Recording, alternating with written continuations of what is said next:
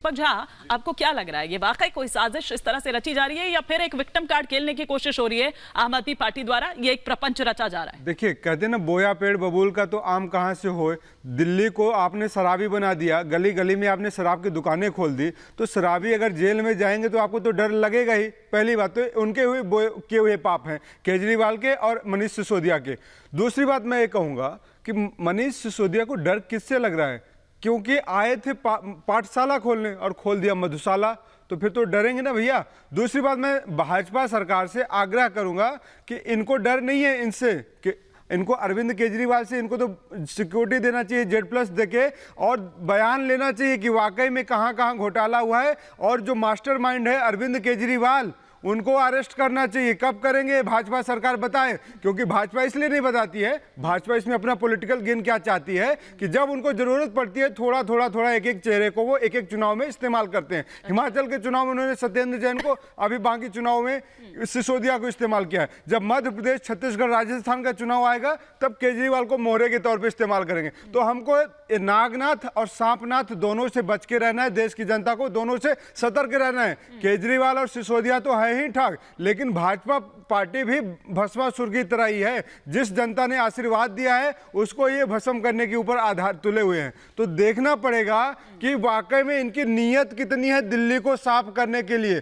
अगर नीयत होती तो आज कोई बात ही नहीं कर रहा है, उसकी तो कोई बात ही नहीं कर रहा है, क्योंकि ये मामला जब थमेगा तब तो दिल्ली की बात होगी कि दिल्ली में कोई काम हो भी रहा है या नहीं हो रहा है। ऐसा ही है ना इसके दत्ता जी, ऐसा ही है ना? क्योंकि कोई बात यहाँ पर नहीं कर रहा है, यहाँ पर पता नहीं। और मैं देख पा रही हूँ कि हमारे साथ घनेंद्र भारद्वाज जी भी जुड़ चुके हैं। घनेंद्र भारद्वाज जी, क्या आपको मेरी आवाज आ रही है? घनेंद्र भारद्वाज जी, मुझे आ रही है, आपको आ रही है मेरी आवाज? जी बिल्कुल आ रही है, आप थोड़ा देरी से जुड़े, लेकिन ये कहा जा रहा है कि आप दरअसल ये प्रपंच रच रहे हैं। और ये प्रपंच किस लिए, जब जेल तो आप ही के अंडर है, सारी जितनी भी दिल्ली की जेलें हैं वो तो दिल्ली सरकार के अंडर आती है, तो फिर भाई क्यों नहीं आप लोग दे पा रहे अपने पूर्व डिप्टी सीएम को सुरक्षा? बढ़ा दीजिए सुरक्षा अगर खतरा है तो।